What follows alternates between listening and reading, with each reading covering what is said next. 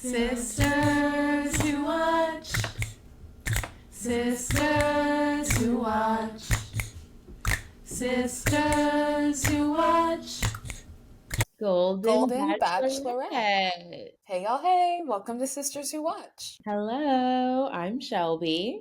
And I'm Laura, and we're sisters who watch everything. TV, movie, sports, concerts, and even seniors looking for love. We love to watch, and we love talking about it even more. Today we're watching The Golden Bachelorette. Season 1. Before we get into a review, please give Sisters Who Watch 5 stars wherever you listen. 5 stars, please. Rate, download, subscribe, and follow us on social media at Sisters Who Watch across all platforms. You can buy our merch on our website, sisterswhowatch.com. Listener support, you can Zell us. Thank you guys for your support. A big day for us. We have a very special guest. Our second returning guest ever on the podcast, our mother. Yes, Welcome. Mama's in the house. Mama's in the house. Yes. Make sure you check out our episode a year ago with The Golden Bachelor Season 1, starring our mom, and it's a great episode, one of my favorites. And she's back. Our mom is back. We're so happy to have you. I'm so happy to be here, girls. This is always so special. I listen to you all the time. So to be a guest is quite the privilege. Yes. Yay. So happy to have you back. Excited to get into it. Our mom, we get our love from TV, movies, especially reality TV from our mom. So this podcast would not be possible without her instilling our love for Bravo. For And Bravo, Bachelor. The Bachelor, everything. So thank you. To the background of the Golden Bachelorette, as always, we'll begin with the logline. An older woman's quest for love amid a pool of eligible bachelors competing for her heart. Sounds so sweet, and it was a pretty sweet season. We'll dive into it. Joan was on Gary's season, so they picked her to be the Bachelorette. Coming in, I was a little concerned. I personally didn't think Joan was the best choice for Golden Bachelorette. I would have preferred Faith or Ellen or even Leslie. I felt like Leslie at least would have brought some spice. So I'm curious, Mom, how did you feel about Joan being the Golden Bachelorette? Well, I think there's always a lot of anticipation, right? Who's going to be the next Bachelor, Bachelorette, Golden Bachelor, Bachelorette, now that this is a new franchise. And like you, Joan was not on my radar. I thought, this has got to be Faith. It's got to be Faith. It's got to be Faith. She rides horses. She's a teacher. She rides motorcycles. She's sweet. She has a loving family. She lives in the outdoorsy Northwest. I thought she was a shoo-in. I thought Leslie was I wasn't too sure about Leslie just because of how things ended with Gary. I don't know if she came off like a disgruntled loser. She was fine. She was fine. She was definitely hurt. But I wasn't sure that she was the right fit. I'm like you. I like Ellen, but Ellen's 71, or back then she was 71. So they may have thought she's older. Might be a little too old. Similarly, I think Susan is amazing. She's got such personality. Fun. And I thought she could have easily been the Golden Bachelorette. So honestly, I'm like you. I was surprised that it was Joan. I thought, who? Wait, remind me who she is? Yeah, I agree, Mom. Joan did not pop at all for me on the season. She left early. She was like, my daughter needs me. And she left Gary's season. So already I was like, that's a red flag. I mean, right, go help your daughter. But it clearly shows like she maybe was not as invested in the process or like wasn't as invested in Gary. Like we barely saw her. She was there for less than half the season. Susan would have been so fun. She's hilarious. Imagine we have Kris Jenner cameos the entire season, right? Like Susan would be so fun. Also, Nancy made several appearances this season. The girls I watched with were like better than Joan. Exactly. People were like, Nancy would have been a great lead. Absolutely. Gorgeous, beautiful, fun. Yes, I totally agree. I'm not really sure what the producers were thinking. So maybe there was a lot of energy and support for her on social media. I don't think there was that much social media hype. I honestly think they were like, we need a tall, thin, blonde woman who's a widow. And like, check. She was like the easy choice, if that made sense. Yeah. Like, she fits the mold. A lot of guys will probably be attracted to her. She's the classic kind of timeless beauty that Well, wait. that She's had a lot of work done. Did you see those early photos of her on the for show? sure. Unrecognizable. That's what people Say, want. look, That's what some people want, but to your point, though, the blonde, tall blonde, blue-eyed. Okay, I guess that's America's idea of beauty.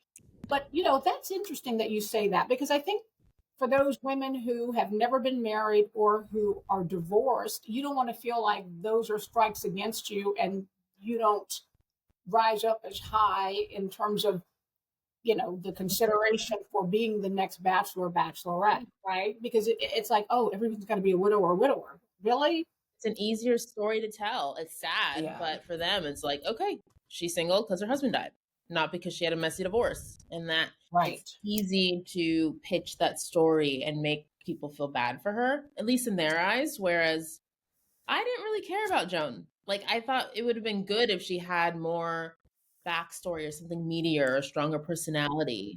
It was tough having her as the lead because she kind of was the wallflower. I think they picked Joan because she's a thin blonde woman. And I kind of think that's where that ends, right? She is a widow. She's sad, talks about her dead husband all the time.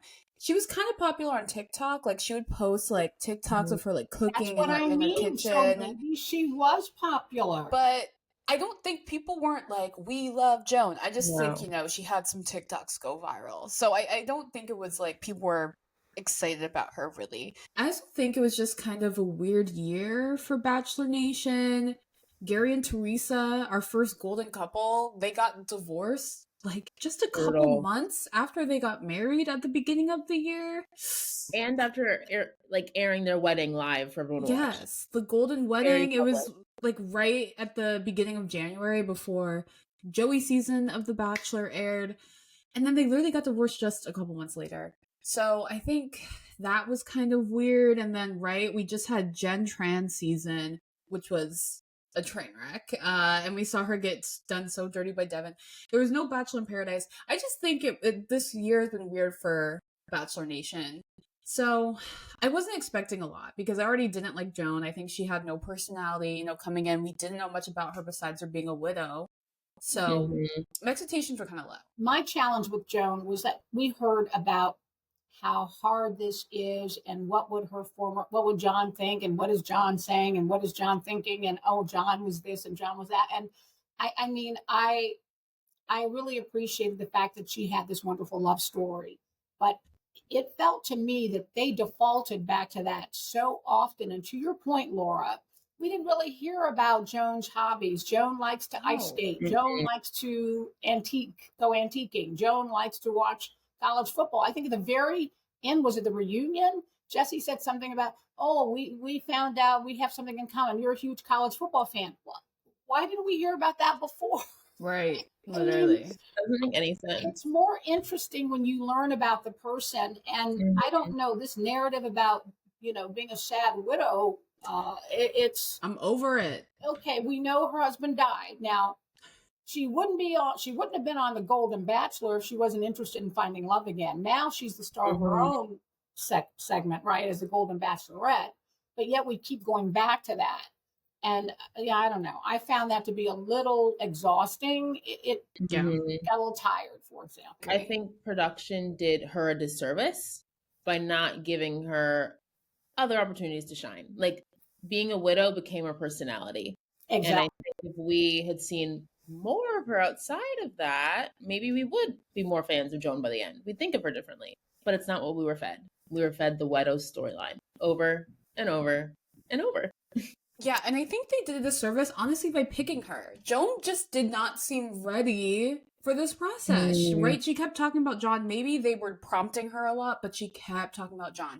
She cried being like, I'm so in love with him. I'll never be able to find a love like him. She asked her kids being like, is it okay if I start dating someone? And I was like, we are asking your kids. You've had this conversation already. Did you have the conversation before the Golden Bachelor? I mean, it makes no sense. Coming into this season, right, they announced the cast. And I remember looking at the cast and being like, these men look old. That's my first reaction. Because the Golden Women, Gary's ladies, they all looked amazing, right? Women take better care of themselves. Correct. Yeah, I thought the women looked amazing. That's cultural. I mean, I think women, for whatever reasons, we recognize, unfortunately, I think it's the way the society's set up. You know, men can have a paunch, men can lose their hair, men can look a certain way, but if they're successful and powerful and, you know, funny and articulate, all that other stuff goes away. Women, on the other hand, I think we don't have that much latitude. We have to still look good. Yeah, literally. We have to check every box, right? Yes. I think that's exactly why women probably are, you know, looking a little bit better than men when they're getting into their 60s and 70s. My expectations with the men, after looking at their profiles, I was like, I'm not sure about this. But I will say, I was very, very pleasantly surprised.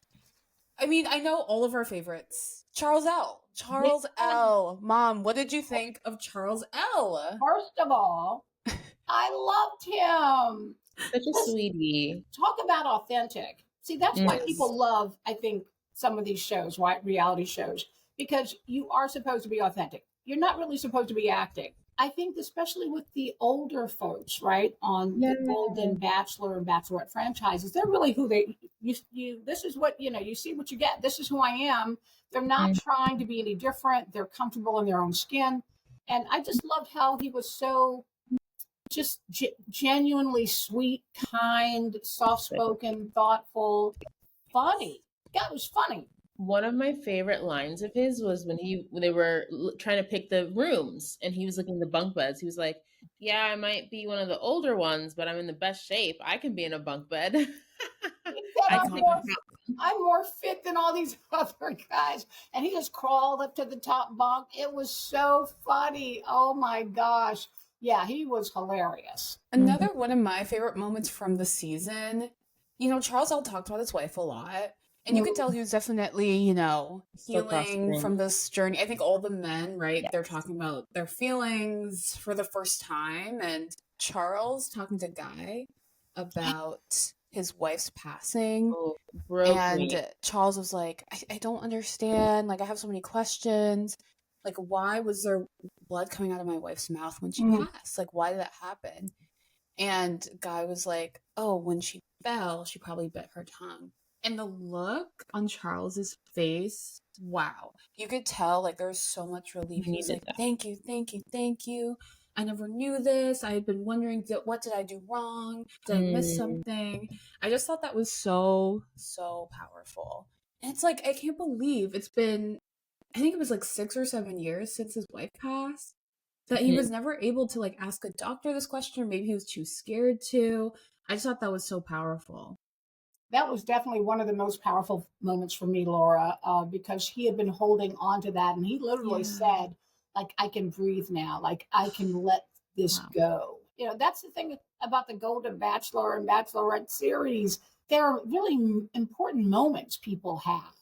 And even Jonathan, when he was crying a lot and talking about when, you know, he was kind of rejected in high school and felt excluded from the larger group. And he said, I just didn't feel seen. And then when Mark was leaving and left him that note in a coffee cup and said, I want you to know, Jonathan, you are an amazing man. You are a person who we all see, and don't ever forget that. I'm like, okay, this show is making me cry. I never thought I would be crying watching this show.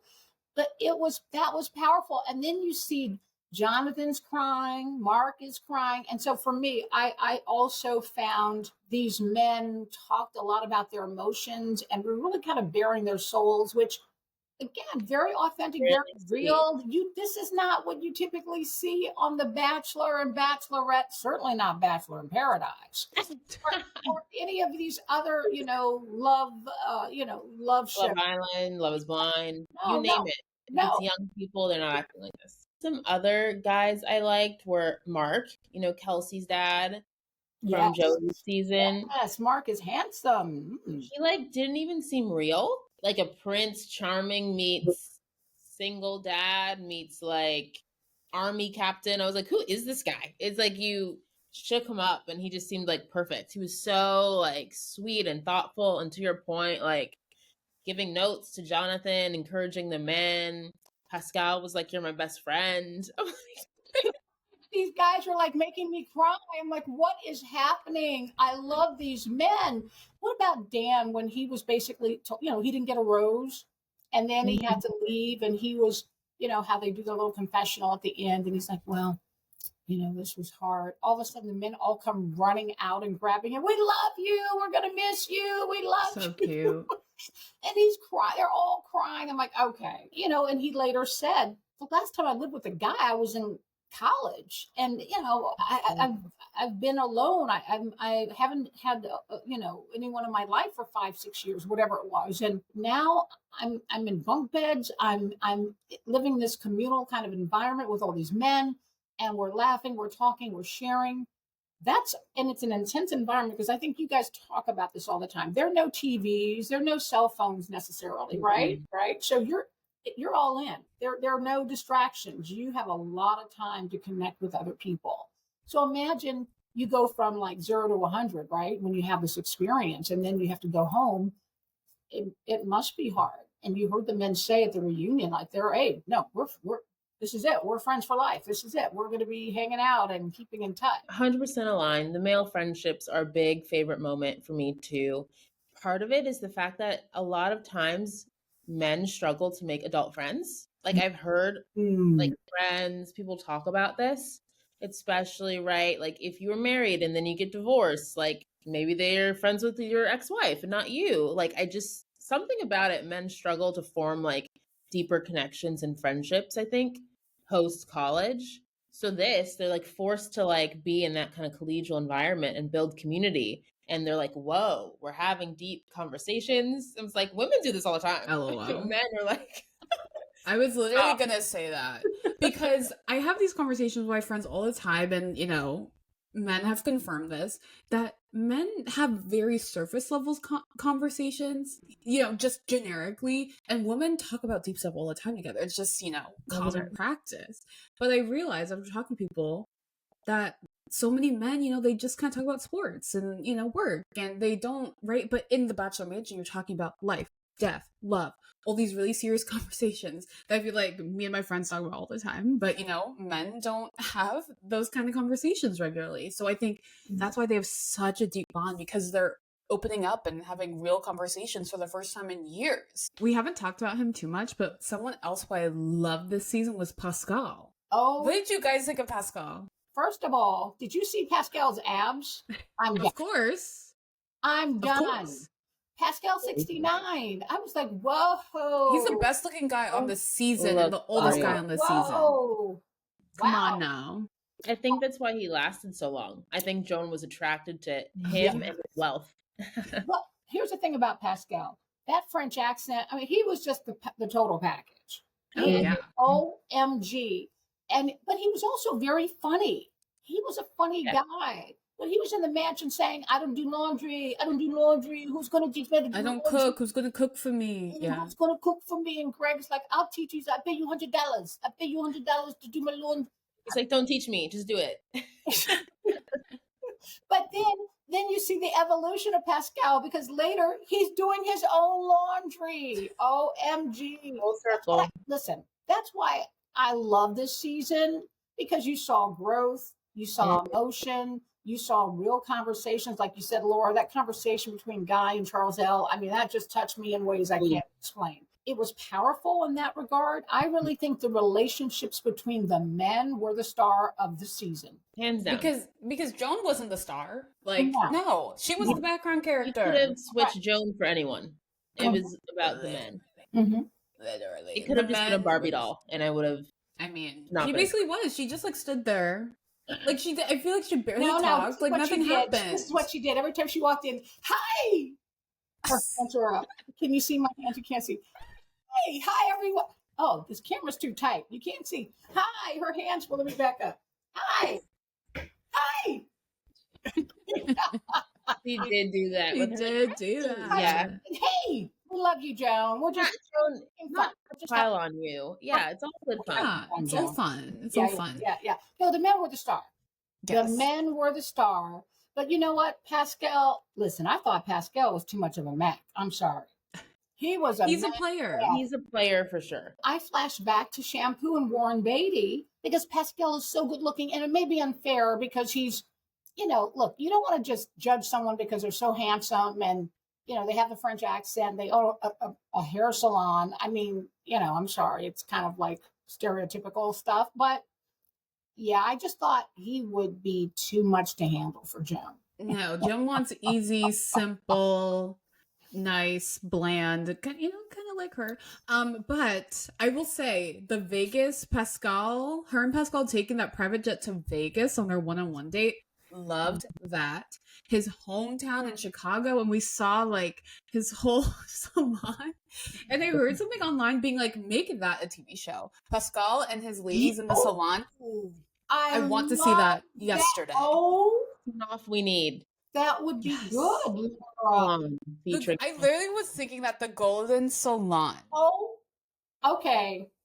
We say this all the time, Shelby and I need to be producers. Hey, somebody's running with that one. Sorry, somebody's running with that because Pascal's personality. And then I think really near the end during the hometown when he was saying things like, I still have strong feelings for this other person that I was in and out of a relationship with. She's got a corner of my heart. And I'm like, I'm not sure he's ready. And I think Joan knew that too. I think Pascal was blunt. He was unserious. Like he clearly wasn't ready, but very fun. Very fun. What did you guys think of the Mansion Men song from Kim and the performance of the LA Gay Men's Choir and the Mental All? I mean, that for me was a highlight. I loved that. So much better than Kim and Guy performing it by themselves. That's for sure. And you know what I said about that? It was hilarious looking at all the men in the mansion. They're like, oh, please. Like, oh, this is, no, not me. No, thanks. No, thanks. No. And then Guy was the sweet one. He's like, all right, I'll sit down and practice the song with you, Kim. I mean, Kim was so excited. And even at the reunion, Laura, he thrilled. He ran up afterward and shook everybody's hand. He was so excited. He was surprised. He was like, oh, Kim's on stage. So funny. Listen, I appreciate Kim's enthusiasm. Some of the funniest scenes to me, guys, OMG. How many times do they show scenes of the guys napping? Like, yes. And they're snoring, they're napping. The scenes showing them napping, I was screaming. I thought it was the funniest thing. What did you guys think of that? So good. I honestly wish we saw more of that. Like a favorite moment for me was just them being like older men and being dads, like exploring the mansion, trying to fix the dishwasher, fighting over how to grill burgers. Yeah, amazing. Yeah. I loved when Charles L was like patting the countertops. I thought that was so funny. He was like, walking around touching the walls, being like, "Wow, look at this grout. Look at these columns. Look at this granite." I actually was like crying when Charles L was patting the countertop. What do you think of Jack from Chicago? Yeah, doing the cannonballs. Wish he was on longer, but I think Joan knew he was a clown and was like, not here for the clowns. Basically. But Jack just singing Frank Sinatra the whole time and talking about Chicago. Great. TV. He was good TV. He was funny. TV. He was funny and he was cooking. And I'm with Jack. You put barbecue sauce on a hamburger. That doesn't make any sense. And he was like, oh, it's a New York thing. I was like, don't put that on New York. New York. I don't know. We've never seen New York that. You're from, but that does not happen. No. But what do you guys think of the men trying to like impress Joan? Yeah, kickball was super funny. They were all flinging themselves. Charles L. and them lifting him up at the end, and he's iconic. Like, even like the bowling date, they were all trying so hard. Like I thought that was great. Yeah. The stripper date? What do you think of the stripping date? Stripping date. Gary ripping it all and just showing his stomach. I was like, that's right, Gary. Show it all. Yeah. I mean, that was hilarious. I mean, I thought the girl dad, what was his name? Keith. Yeah. You know, he seemed to get into it. Like his daughters are like, yeah, good thing you didn't take off your t-shirt, Dad. Don't take the t-shirt off. Everyone thought Jonathan was an actual like stripper or had done it before. And I was like, okay, relax. He could just dance. He has rhythm. And the guy's barely, yeah, I was like, why are you guys trying to make it seem like he was a stripper? Relax. No. Weird. No. no. I thought Mark was cute because he clearly is like, okay, this is not something I want to do, but okay, it's for a good cause. My wife died from cancer. I want to be a part of this, obviously. Mm-hmm. And even the talent show, the guys, I think the guy who did the little, because he had a medical. He had jitters. Not jitters. He had tremors. There's tremors. I thought that was, again, really sweet and thoughtful and fun. The show was all about embracing people. Yeah. Head to toe. Because we all have stuff. No one is walking around who hasn't had a health challenge, who hasn't had a disappointment in life, who hasn't had fill in the blank. And so when you get to this age, people are pretty, open and transparent. They're like, yeah, I have this health condition, so I'm going to, take advantage of these tremors and do this artistic dance. Such an inspiring season, I think. I can watch Golden Bachelor and Bachelorette until the cows come home, because these people, they're not putting on, everyone's really rooting for everybody, and they realize, okay, well, you have more of a connection. I'm happy for you. I want you to have, I want all the best for you. But these younger people, everybody is trying to sabotage. People are saying crazy things, and they're running around but backbiting, and it's a completely different energy with the Golden franchise, and I love it. Mom, what did you not like about the season? Like, what stands out? Well, I guess, is it my imagination, or does the Golden Bachelor and Golden Bachelorette franchises have a shorter season? It is not your imagination. It is shorter. It is less episodes. Okay. Maybe that's what the regular Bachelor and Bachelorette should do, because it really keeps you wanting more and you're enjoying it. And I don't know, on the flip side of that, I could have watched more. So maybe what I didn't like so much was that it ended. Like I could have used more.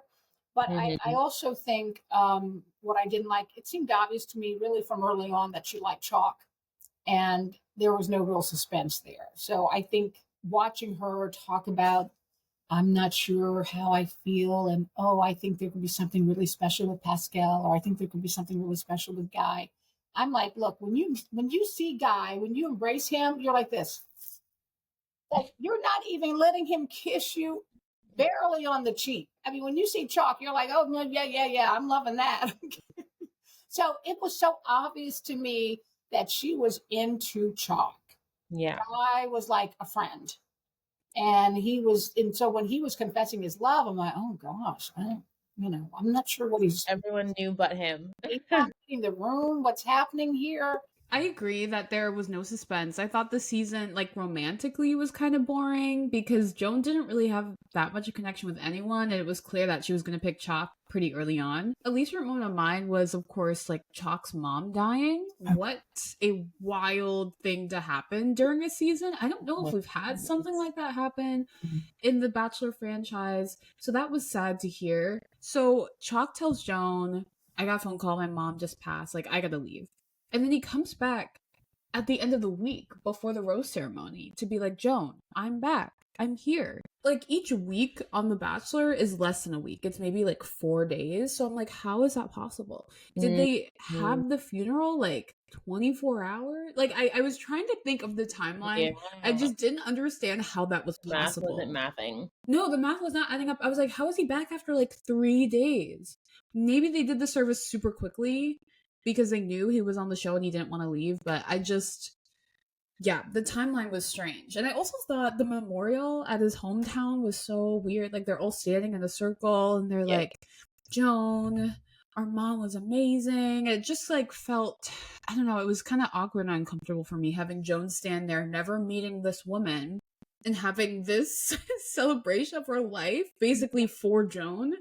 If you're telling me that you think that was all done because they knew she was okay, well, that was Chock's hometown. Well, I'm in trouble with that too. If that's because I didn't see it that way. That's so funny. That doesn't sit well with me for various reasons. Yeah, I thought it was strange. What did you think, Shelby? I kind of zoned out during that scene. The second that Gary and Charles L and Mark and Keith and all the fun guys left the show, I kind of like barely watched. Yeah. I was like always doing work while it was on. I was multitasking. I barely remember Chock's Hold Down. Oh no. I know. You were multitasking and like, oh, okay. Yeah, it really was boring because we knew who was gonna win, and all the fun guys with personality left. It was like, what was I watching? Something else about I didn't love Chock. If it's not clear, Chock was not my favorite. I thought he was like so all in on Joan. I thought it was really intense. A lot of people thought he was, quote, love bombing, and he was just very Or a stalker. very set on Joan. Okay. And I didn't love it. Felt a little overbearing for me. And something else, No. yes.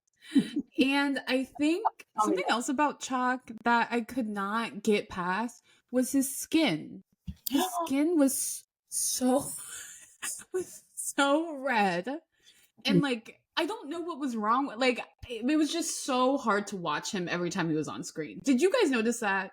Because all my friends and I, when we were watching, we would be like, oh my gosh, why does he look like that? Like, is he okay? He's ruddy. It's called ruddy. He's ruddy. What does that mean? I don't know what that means. Ruddy. Kind of red. Ruddy.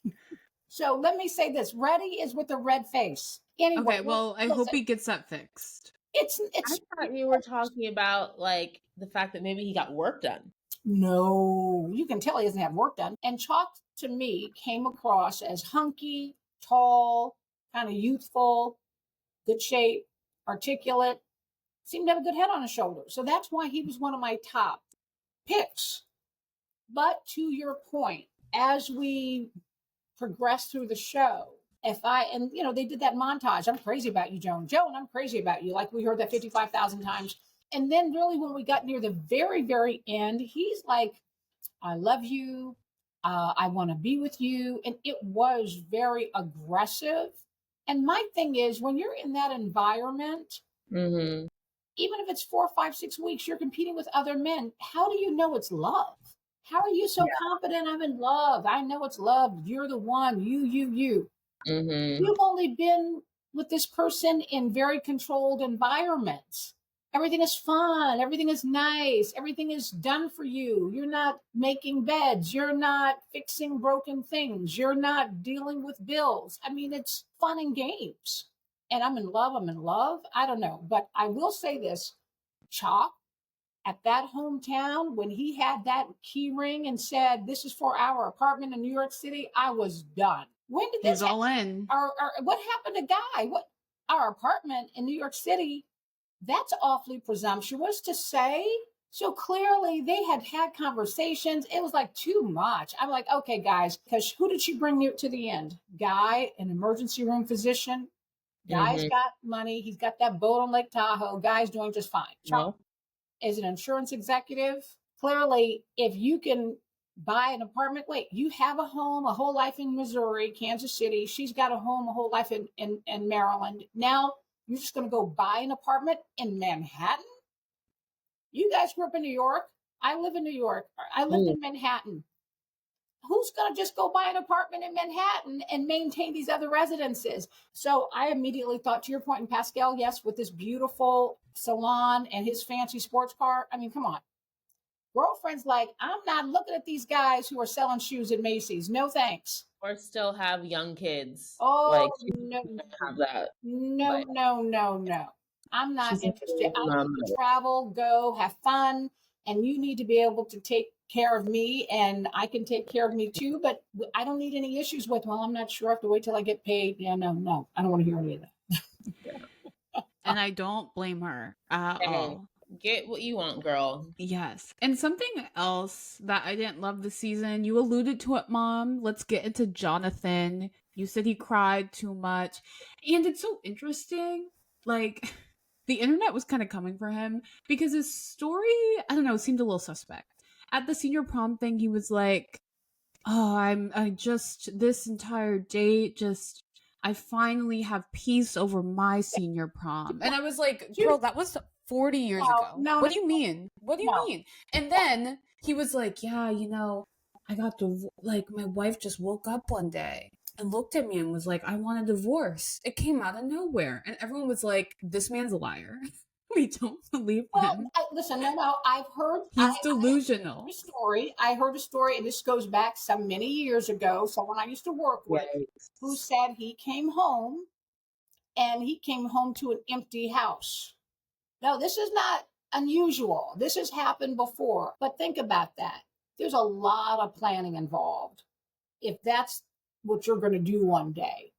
And there must be a whole lot going on in that relationship to get you to a place where you're like, I've got to make a getaway, a clean break, and I've got to do it with just a couple of dust bunnies left in that apartment. I mean, that says a lot to me. He had to know that relationship was not a healthy relationship. There were issues. Right.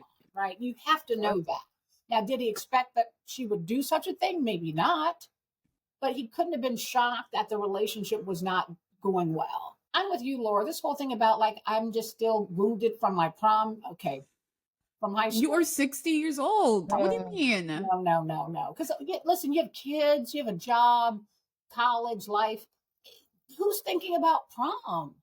I certainly am not. That's not something you think about. Nobody's like, oh, gee. For me. My prom trauma. No. Yeah, I thought that was very strange. No. Shelby, what did you think of Jonathan? It felt like he was very polarizing. Some people were like, oh, he's hot. He looks youthful, which is true. I think Jonathan... I agree with all of that. Check. Yeah. Yes, absolutely. But he also had a questionable story and past and did seem not ready for this. Like, he was so emotional. It was giving like he needed to be in therapy yes. or deal with some of his past before coming on a dating show. Yeah, Like, he also has small kids. Remember they showed his family? His kids look like they're under 10. Yeah, so wait, you started having kids at 50? You know, something's going on. Not trying to hate. That's that's what you want to do. Right. We all have different journeys. But should you be on the Golden Bachelor and Bachelorette if you have kids under 10? But another former colleague of mine, he told me after his wife died, he went on Match. Elisa, I'm only looking at people who are of a certain age whose kids are out of the house. I'm not in a position where I want to date somebody who's got to say, I've got to get a babysitter. No, I need somebody on the same journey I'm on, who's about to retire, whose kids are grown and out of the house, and who has flexibility, who can travel, who doesn't have issues with, I got to pay for my kids' college tuition. Like, no, I'm done with that. That's what's also exciting, because there are men clearly, like on this show, who are looking at women who are in their 50s, 60s, and 70s. Yes. Not everyone is George Clooney or Leonardo DiCaprio or Bradley Cooper or De Niro, on and on. Pacino, De Niro, I can't. Yeah, oh my God. Did you say Al Pacino? He just had a baby. I know, 80 something. It's just too much. Seriously. Can you like chase your kid on the playground? It's like he's gonna die kind of soon. Like he's barely gonna see his kids walk. I know, and they're gonna be feeding him like Jello in his wheelchair. It's too much. And they're in middle school. Get out of here. Okay. So, Mom, you had mentioned, Gil, how you liked Gil at first, thought he was attractive. I was right. I was with you, but it came out that he had a restraining order against him, and the Bachelor producers came out being like, we didn't know about this. We're going to be editing him out of the season. So that's why we didn't see him a lot, because he was wasn't at the reunion, of course. Right, of course. He was not there. Not there. Something else I found out. Oh no! I think this was a few episodes from the finale, because I was like, Chock will probably win. We're talking about who should the next Bachelor be. Yeah, and I was like, oh, Guy, of course. He's amazing, doctor, attractive. Guy has a restraining order against him. Oh my God! Well, a few years ago. Oh my. I can't. What is the Bachelor doing in terms of their background checks? This is unacceptable. Devin had a restraining order. I'm just going to say Devin. Okay. Guy, the runner-up, and now, and Gil too. I'm sick. I'm done with the producers. Well, I'm sick. It's not fair. This common? I'm like, what is going on? So here's the problem. People have trouble hearing no. I want the relationship to end. This isn't working for us. I don't think it's. I want to do something different. You're telling me no? Well, toxic. Toxic. You don't have a say in this, lady. If I can't have you, nobody will. Oh, no, problem. Get away, get away. I mean, back to what we're saying. People need therapy. Get some therapy, figure it out before you start dating if you're not quite ready, or, and let's be honest, people don't, right? People don't get therapy. And they think that the way they pursue a relationship is normal and what everyone else does. But clearly, there's some men out there who have not figured it out. And you see, and this is what I tell people all the time, age is but a number. We assume that, oh, you're in your 50s, you're mature. You're in your 60s, you're mature. You're in your no. Sadly, no. Just because you're 65 doesn't mean you've evolved and you're self-aware. Yeah. Sadly. Clearly not. Sadly. Are there any other least favorite moments you have? I didn't love the finale. I thought it was boring. We all knew she was going to pick Chock. I thought it was a bit anticlimactic. Sure. I agree with what you guys were saying. I think once hometowns hit, the season really nosedived for me. I was really like, what am I watching? Yeah. Like seeing Pascal's hometown was fun. But besides that, I feel like the second half of the season really fell flat for me. So, and especially the finale. I was like, I don't care about this. But wait a second. Hold up. Wait now. So when Jesse's like, Charles, your hair, you look so different. I'm like, what? Okay, I don't know what they're talking about. And then they said, let's see some scenes from, the season. And then I'm like, oh, you didn't notice his hair? I didn't know. You noticed it right away. I did not. So he looked like he's always looked. I didn't realize he was salt and pepper during the show and that he had dyed his hair all black. So when he looked good. I'm like, okay. I don't like it. I thought it looked so bad. Oh no! It looks like a wig. It looks like helmet. A toupee. I couldn't even tell what was different. Helmet. I'm screaming. No, I didn't even know. Well, what does that say about me? I didn't notice I didn't know. And then all of a sudden, when they cut to him, oh my gosh, it's black. He dyed his hair. Like you should at least keep some of the salt and pepper, or have it be ombre or something. But for it to be jet black and your edges are still gray, it looks awful. Okay, we beg to differ. Least favorite moment. Like we beg to differ when you were talking about Bree on Selling Sunset. I don't mean to digress because I'm a fan of Bree's. I'm just going to say right now. Okay. Nick Cannon's baby mama. Okay. I'm like Alana to Laura Mary from Selling Sunset. So I'm just going to say that. Okay, so for people who are like, what is she talking about? Go back and listen to their episode Selling Sunset. That's all I'm going to say. All right. Are we ready? You need to have me on more shows so we can talk about some of these things. Oh. All right. When you're a parent, every day brings a fresh hell to deal with. In other words, there's always something. If you're looking for a parenting podcast with two moms who really get it, a show that will make you laugh, but also give you ideas for actually making things a little easier, check out What Fresh Hell? Laughing in the face of motherhood. Amy and Margaret are like having funny mom friends who are there to remind you you're not alone and it won't always be this hard. Amy and Margaret are both moms of 3, but with completely opposite parenting styles. Margaret is team, it'll probably be fine. And Amy is team, let's make another spreadsheet. In every episode of What Fresh Hell, they offer lots of laughs, but also practical advice, parenting strategies, and tips to empower you as a parent. And with over 800 episodes in their playlist, if you've dealt with it, Amy and Margaret have probably talked about it. For the pickup line, for the soccer sideline, for a commute, put What Fresh Hell on your playlist. Laugh in the face of motherhood. Search What Fresh Hell wherever you listen to podcasts, or head to whatfreshhellpodcast.com. Support Amy and Margaret, y'all. I think it's game time. Yes, it's red flag, green flag, 1, 2, 3 time. Mom, are you ready? Yes. Okay. Mom, is it a red flag to cast younger contestants? Like, this cast was a lot younger than Gary's season. Joan was 61. Gary was 74.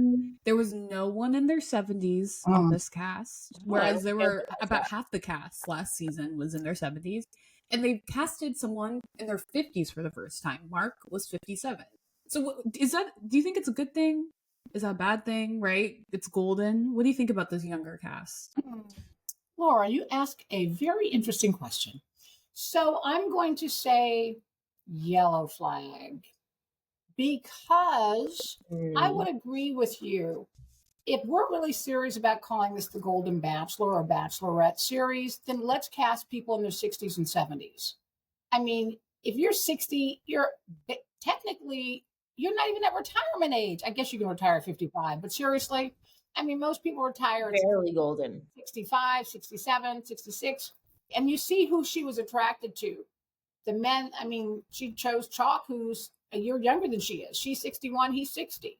So I think, and you're talking golden, all right, I get it. Maybe you think it's more interesting with people who are 60, 61, but I think if you have a bachelorette or bachelor who are at least 64, 5, 6, and you have people early 60s to early to mid 70s, then I think that's more appropriate. Because if you're serious about the show and really people finding love in later years, then you should really look at people who are a little bit older, because honestly, age is but a number, and people keep saying 60 is the new 50. I think it's a red flag. I'm like, where are the 70-year-olds? How did they cast no one in their 70s this season? This is the Golden Bachelor. Don't cast people in their 50s. We love Mark, but Mark should not have been on the season. He's 57, right? Like, he's not in that bracket. I want people in their 70s. And right, that was another flaw when casting Joan. She's 60, right? 61. Yeah. So I wish they casted older. Keep it 70s. Gary was 74. I want to see people in their 70s on the Golden Bachelor. And Teresa was what, 70? Yeah, she was 71. Right, that's what I'm saying. Last season was so I would say at least half of the contestants were in their 70s last season. So I don't like it. We're bringing it younger already. It's only the second season. No, 70s. 70s, please. Good point, Laura. Good point. Because the normal Bachelor should be people in like their 30s and 40s, not people who are 25. Well, so it's like 25 is first of all. So it's like 57. No, 25. 70s. Much. No. Yeah. Well, I think that's why you have, and I think that's why you have all the drama and nonsense. If you're in your late 20s and 30s, and you guys talked about it with Love Is Blind, the people who seem to be a little bit more mature, it's just more watchable when you're in your 30s and 40s.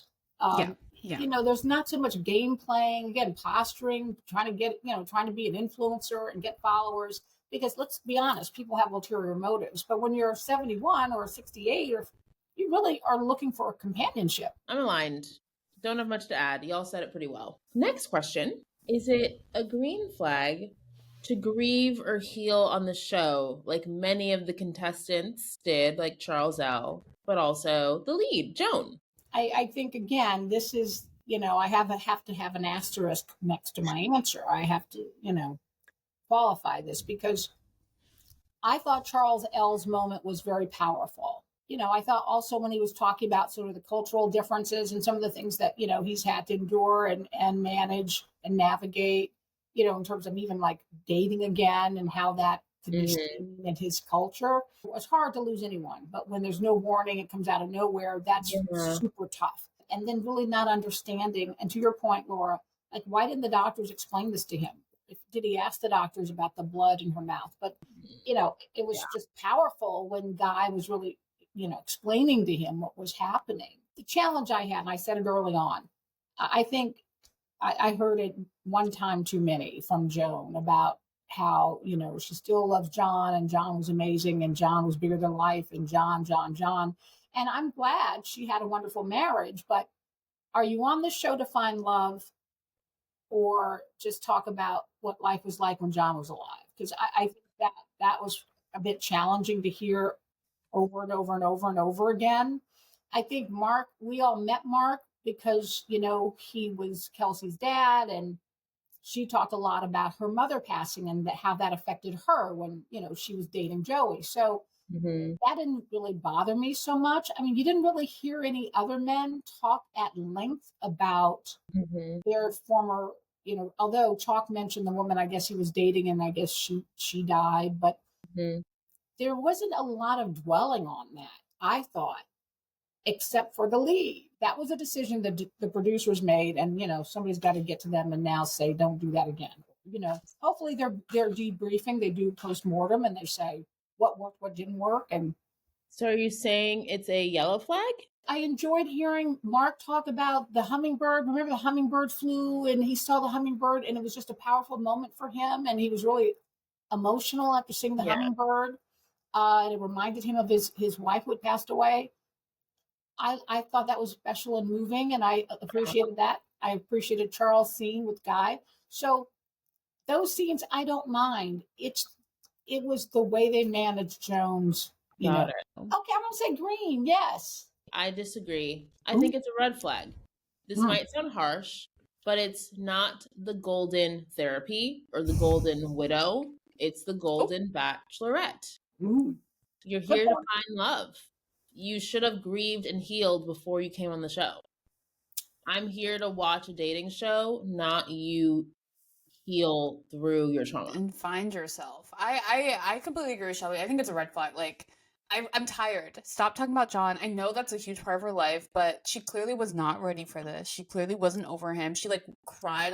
She had a literal breakdown, being like, I'm just so used to giving so much myself. I'm ready. Halfway through the season, she's like, I'm ready to focus on myself. And I'm like, should this happen? Like, been focusing on yourself. Should have been focused on yourself. I'm over. I was over seeing Joan talk about her husband all the time. Also, Charles L. Like, love him, but he also clearly wasn't really ready to like start dating. You know, he was still over. Yeah, he talked. You know, so it just seems like maybe not go on the show if you still like have so many unresolved feelings about your past. Like, be ready. Okay, you guys have convinced me. I changed my red flag. Oh, great! Very convincing argument. Okay, I was like waiting for you to finish so I could like jump in. Okay. What do we think about this season? Overall parting thoughts. Golden Bachelorette season 1. Is it a wait or a watch? It's a wait for me, which is tough because I think the men were great. And I think the dates were fun, and I'm glad we got to see male friendships form. But Joan was and the ending was And I reflect and I'm like, why did I watch 8, 9 episodes of this? What was the point? Yeah. Yikes. I agree with Shelby. It's a wait for me. Honestly, this was one of my least favorite seasons, I might say. I just felt like nothing happened. Joan, she was not a good lead. We know nothing about her. And I just think she wasn't fun to watch. I liked Charles L. I thought he was great. I loved Pascal. But I just felt like Joan gave me nothing all season long. I didn't love Chock. I don't care about this couple at all, right? Like, hopefully they're happy. You don't want to watch their wedding on No, ABC? I'm not invested in their love story. Hopefully they work out, but I actually do not care about Chock and Joan. So this, for me, was one of my least favorite seasons. But I like Golden. I love the Golden franchise. They need to keep doing it. They just need to pick better leads. I thought Joan was just not a successful lead. Well, I'm going to say watch because, frankly, there's just not that much programming that focuses on this kind of love story. And so for me, it's a watch. Yeah. I totally agree with you girls. I think that I would have been happier to see a Faith or a Susan or Ellen as the lead. Even Leslie, even though I think she could have been challenging. The men, for me, like I said, were the star of the show. I really enjoyed the relationships as they were evolving. Like you said, trying to fix the dishwasher or washing each other's clothes, snoring, running to the store to buy earplugs. Every time you spotted them, they're all napping, because they can't sleep, because everyone's snoring and getting up 50 times to use the bathroom, which was hilarious, right? Because a lot of older people have to get up in the middle of the night and go to the bathroom. A lot of men do. So, it was, I think, relatable if you're over, a certain age, and it's fun to watch. But you're right. If we're going to go to the next level and really make this a super special franchise and be fabulous and everyone's talking about it and it's viral, then you got to do better with who you're picking to be your lead. And also, cast people that are appropriately aged. Because I do think just seeing people in their 60s and 70s getting into bunk beds, I mean, that to me is hilarious, right? And then, they're like, I got to get up in the middle of the night 3 times to use the bathroom. I got to climb down this bunk bed. And no wonder these guys are napping half the day away because they're not sleeping. or they're trying to impress Joan and they're running and like, ow, ow, ow, I hurt my, oh, ow, ow, I pulled something. So I just found that funny and interesting. You know, some of those more serious moments where they're talking about what life is like since their spouse passed away. Less of that and more of the relationship building that's happening. I think that's fair. Yet again, listen to us on this podcast for advice and tips on how to make your shows better. Please. Oh, yes. You guys are good. You guys have really great ideas. Like I said, I'm listening like, oh my gosh, you're so right. Who are these people who are producing these shows, and why do you think that makes sense? Are we ready for our what to watch segment? Yes. Okay. Yes. Do you guys think that Joan and Chock will stay together and that there will be a Golden Wedding Part 2? Listen, ABC, Disney, whoever they are, I mean, they want to milk this to like nobody's business. So if they can have another wedding, they're going to have another wedding. I think in the end, Chock was just pouring it on really thick. And for me, I'm with you, Laura. It gave me a bit of pause. But I wish them the very best. Usually, if you're cynical, half these relationships don't work. So time will tell. Yeah, they looked happy after the final rose. I'm hoping for the best. You know, I want love to win. Absolutely. I feel like after the Gary and Teresa fiasco, they probably shouldn't do a golden wedding. Like, I think they should let them live their lives and hope that they just work it out without the cameras. Let's not rush to highlight something on TV for it to be like a blunder again. Maybe you show their family trip to Disney World on like The Bachelor as a little clip, as a check-in, and I think that's fine. Let them do their thing. That's a good idea. That's a good idea. I'm with you. An entire show, but let's be honest, they want ratings, they want eyeballs. So if they think, you know, these have been successful in the past, they're going to do it. Yeah, we'll see. We'll keep an eye out. Who do you guys think will be the next Golden Bachelor? So, right, Jonathan, some people are thinking Jonathan, but he said on the Mental All that he's found someone. Yep. Yeah, he alluded that he's in a relationship. And Mark, our 57-year-old Kelsey's dad, he's dating someone. Yes. He's dating kind of a little celebrity. And she's not actually famous, but she's an actress, and she was on One Tree Hill, like a popular teen show in the 2000s. I don't know. Who is it? Played the mom on One Tree Hill. All right. Well, okay. Wow. Well, he's a good-looking man, that's for sure. So it's probably not going to be one of them. Mm-hmm. So who do we think? And also, right, Guy had a restraining order against him, so probably not. Pascal. If they want like an entertaining season that'll be a draw and fun and a personality, pick Pascal. Why not Charles L? Well, Laura likes Charles L. I just don't know if he's got, first of all, I like him too, Laura.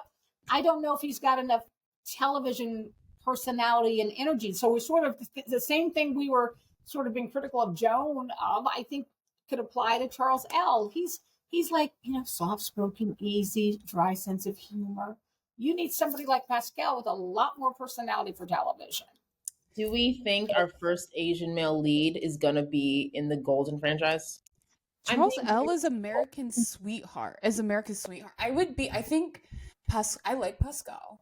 But Pascal seems so unserious to me. Like, Pascal's not there for love. And I feel like he, you know, it's like if he's on the show, it's about a date. I mean, it's about being in a relationship. He is not trying to get married. No. Whereas Charles L is so sincere and lovely, and everyone loves him. Like, remember after the final rose or Mental All, they're like, Charles L for Bachelor. Mm-hmm. I honestly think it would be such a missed opportunity to not pick Charles L. I'm team Charles L for Bachelor. If you think it could happen, I think so. I would love that. I would love if he was a Bachelor.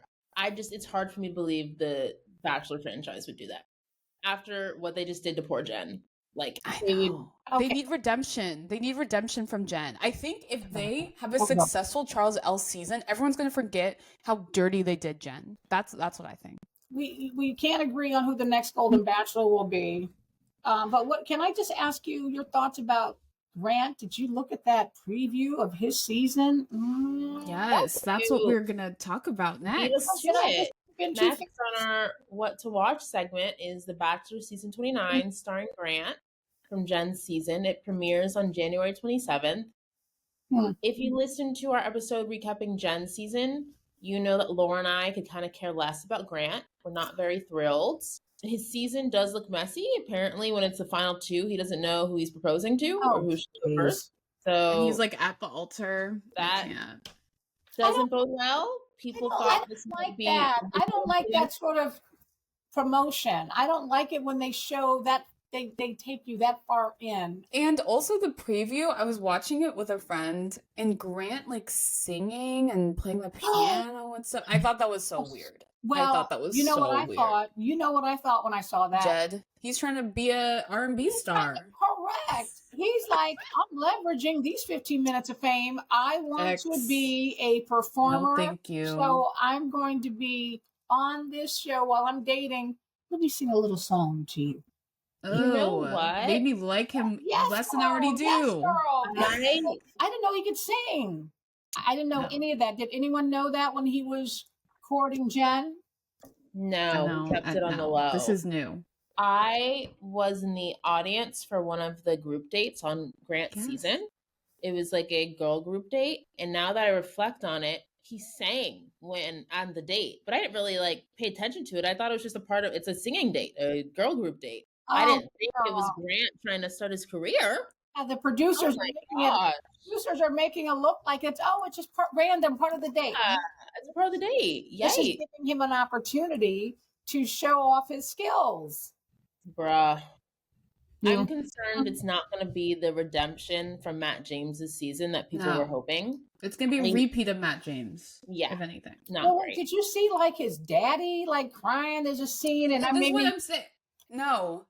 I predicted this when we reviewed Jen's season. I was like, there's going to be a reconciliation of his estranged black father. Father's like, I'm sorry, son. I haven't been in your life for 30. Oh, please. Yeah. No, give me a break. Again? No, thank you. I feel like that's manipulative, and I don't like it. I mean, clearly there are no black producers on the show because they keep on doing this. We got to make sure we highlight this. No, you don't. Yeah. Yep. No, thank you. But Shelby, y'all keep an eye out. You might see Shelby on the season. Okay, Shelby in the audience at one of Grant's dates, the singing date. That's it. And the one last thing for what to watch, we want to give a shout out to one of our listeners, Jersey Quinn, who asked us to talk about Megan Thee Stallion's new doc on Prime Video. We had to bring it up, Mom, because we know you love Meg Thee Stallion. Yes, Meg. Yes, girl. I love her. Yes. There's a new documentary on Amazon Prime called Megan Thee Stallion in Her Own Words. And yes, Laura and I both watched and liked it. I would recommend. Oh, thank you. I'm happy for her. Good for her. Yeah, it was really. Let me make a you note. should watch it on Prime. Yes, shout out to Jersey Quinn, one of our fans. She recommended the Megan doc, and I thought it was really, really good. Super emotional. I love Megan, so it made me root for her even more. So, highly recommend. Yay! All the way. All right, Mom. Is there anything else you want to add? Tell the people, how they can find you and support you. Girl, I am not on social media like everybody else, so no. You just support my daughters, do all the things. Oh, I should have my Sisters Who Watch hat, my Sisters Who Watch merchandise. But again, I'm channeling all the gold for Golden Bachelor. As you should. Okay. Well, thank you, Mom. We appreciate you being here. On, Mom. We had so much fun. For being a returning guest. Yes. I'm so glad to be here. As always, have me back. I want to get my jacket. Yes. And if you enjoyed this episode of Sisters Who Watch and enjoyed our mom coming on and chatting with us, make sure you check out our last year's review of the Golden Bachelor and give us 5 stars wherever you listen. 5 stars to Sisters Who Watch. And you can support us by following us on social media, commenting, DMing us, give us your recommendations like we did with Jersey Quinn. So please do that. And buy our merch on our website, sisterswhowatch.com, and zell us at sisterswhowatch@gmail.com. Yes, we really appreciate the support. Thank you all for tuning in. Stay watching. Stay watching. Stay watching. Everything. Bye.